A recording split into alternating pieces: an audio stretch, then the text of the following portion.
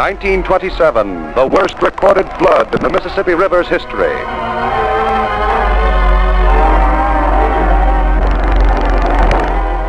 (1937), the Ohio and Mississippi team up to cause the greatest natural disaster in the history of the world.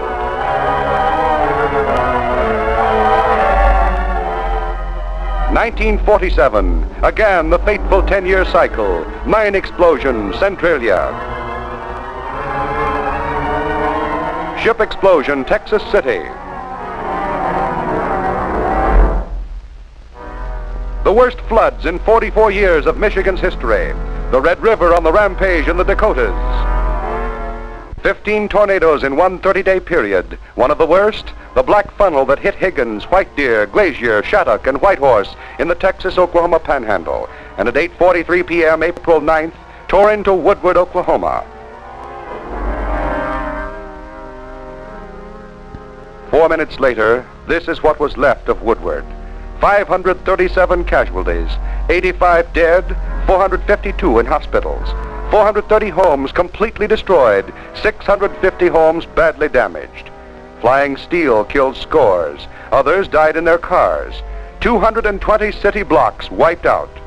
Stricken Woodward was largely home-owned, and homes and the families in them are the first concerns of the American Red Cross. 1,600 families faced the job of digging out.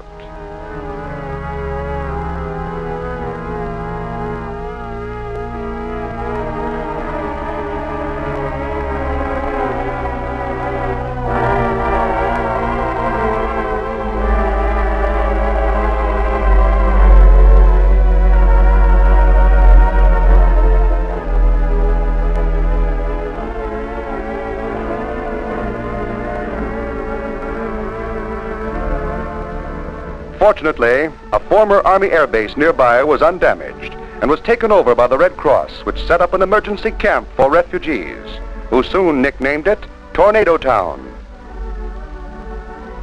Within hours, this air base found an emergency peacetime use. It became a complete social service, housing, and emergency care unit. Within 24 hours after the storm, workers had put the camp into shape to house the families. Trucks moved in supplies. Long-closed barracks were opened, kitchens were cleaned up, latrines put in order, electric current was piped in. Food and bedding began to arrive.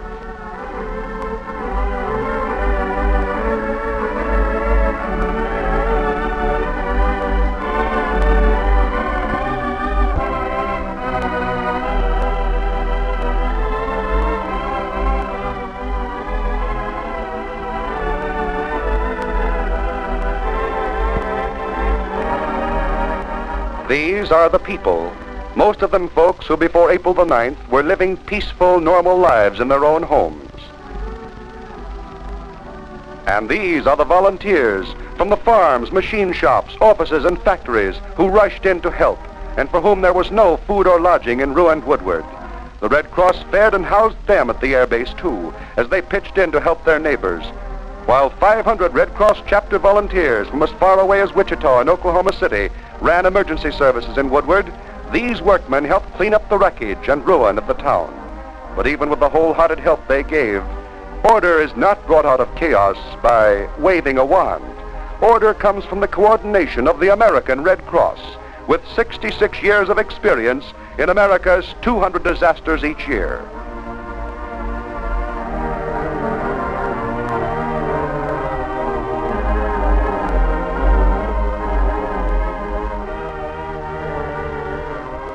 To the old medical building, nerve center for all Red Cross work at the camp, came the refugees who needed medical or welfare services, housing, or other emergency help.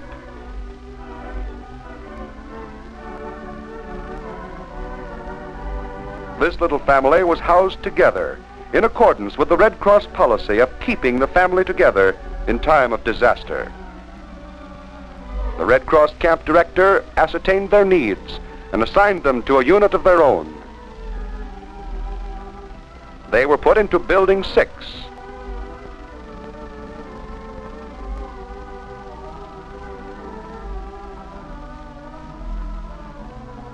He gave them directions with the help of a camp map.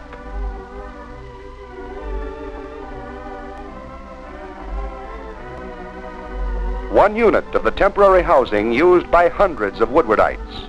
And mother and baby still could smile, knowing that a friendly hand is supplementing their own breadwinner's resources. Dad could take time out to read the funnies, even though he was in a temporary home here. The Red Cross will soon help to rebuild a permanent home for himself and his family, as well as for scores of other families now housed at the camp.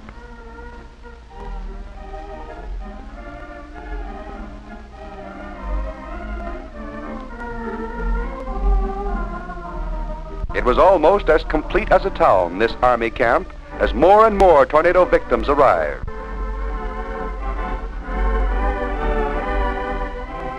The Red Cross camp director became the busiest man around, meeting new arrivals, directing them to their quarters, seeing that there was food, transportation, medical care, bedding, soap, and 1,000 other necessary things for the people who turned to him for guidance and information. Bus service was furnished for the numerous necessary trips into town and for the delivery of new camp residents from the tornado-stricken area, who arrived hourly to swell the total of the camp's population. Medical and nursing care are vital parts of the Red Cross disaster aid. 178 nurses were at work at camp, town, and hospitals. Doctors, too, gave generously of their help, coordinated by the medical specialists of the Red Cross.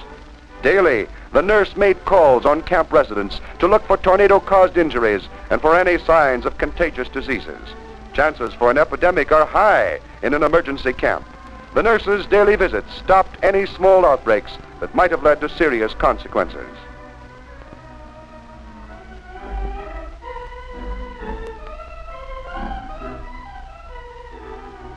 And the nurse, making a note that this family is all right, goes on to the next dwelling unit.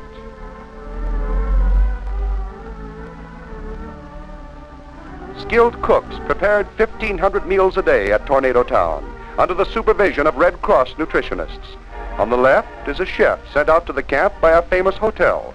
One more example of the Red Cross' unique ability to muster all kinds of emergency resources. The emergency food, like all other kinds of Red Cross disaster aid, is always free. No repayment of any kind is asked or expected. Stew coming up, and the hand that prepared it is a skilled one. And raisin pudding for dessert.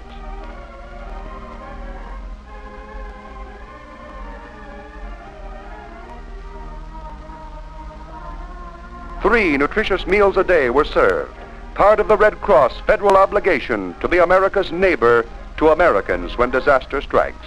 Today, on 2 hours' notice, 2,300 Red Cross chapters can house and feed 4.5 million refugees like these. The American Red Cross, as the nation's official disaster agency, performs these tasks and coordinates the work of other agencies and individuals so that the best resources and skills of the nation can be available to people who are struck down by circumstances too big for them to overcome by themselves. And there at Tornado Town were still more to be fed, a seemingly endless line, but there was plenty of food for all.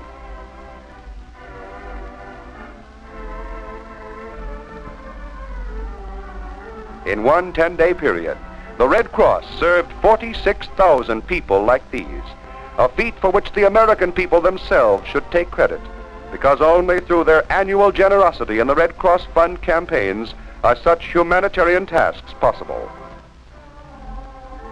In the dining hall, the family ideas maintained. This little group looked as though the chefs had done their work well.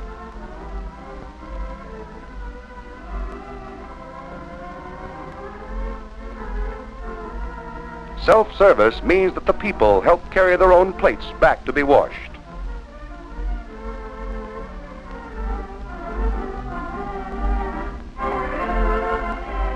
How did you do in there, Buster?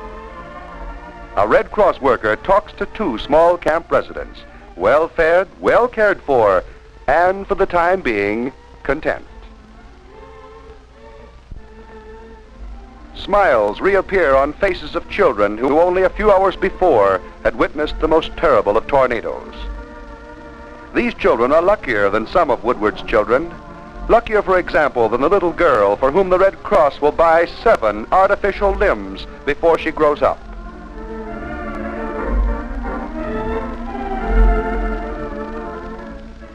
A storytelling session may not seem to have much connection with the rehabilitation of tornado victims.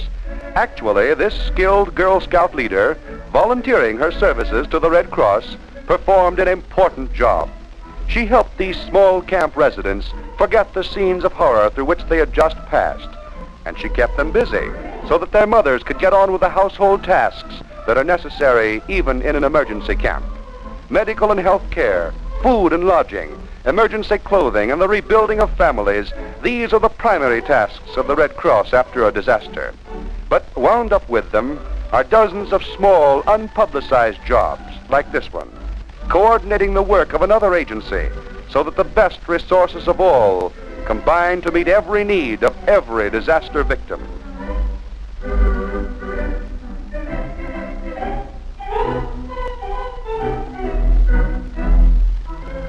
And if you think that yarn about Johnny Jump Up isn't as fascinating as Dick Tracy, look at the audience attention she got.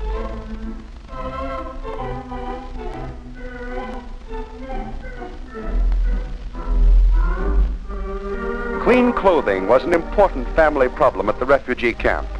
Lacking a laundry truck, this woman found a cart to carry her garments to the wash building.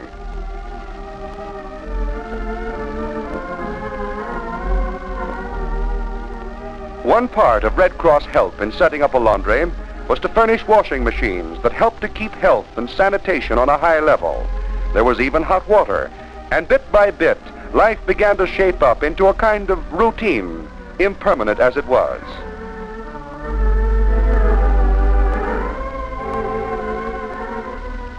The women took care of their ordinary duties, sorted out what possessions were left, planned on beginning life all over again, and did homely, normal things like getting the wash out. For life goes on somehow, even after your home has been ruined, and even after you've seen the dead and the debris piled up like jackstraws in the streets.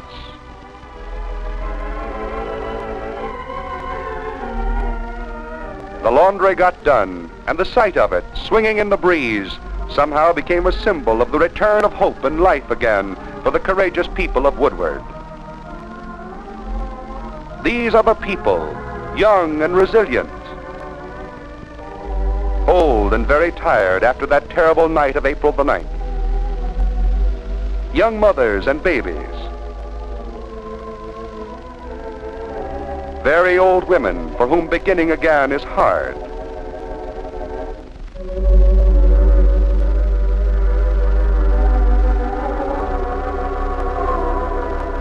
And this is the way the storm left some of them. For these and the other injured who are without resources, the Red Cross will pay hospital and medical bills until they are completely recovered.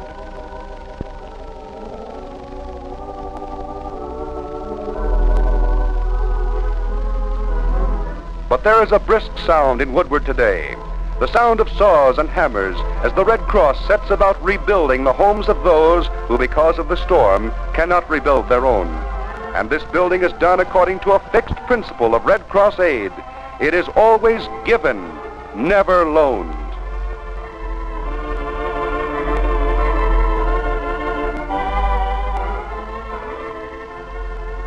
Within 3 weeks after the storm had struck, this house was well on its way to completion.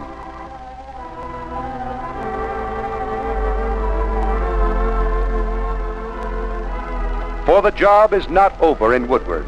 It will not be over there for the Red Cross until the last injured person is released as recovered by his physician, until the last family is back into its repaired or rebuilt home, until the last orphan of the storm comes of age 5, 10, or 15 years from now. The job of the Red Cross is never really over. For each year, every 2½ days, the sirens scream, the widows weep, and the orphans and the maimed stumble from the wreckage. Every 2½ days, it's April the 9th somewhere. And every time it happens, your Red Cross, with your help, stands ready to be your friend to your neighbors, the friend with the business head, the understanding heart, and willing hand.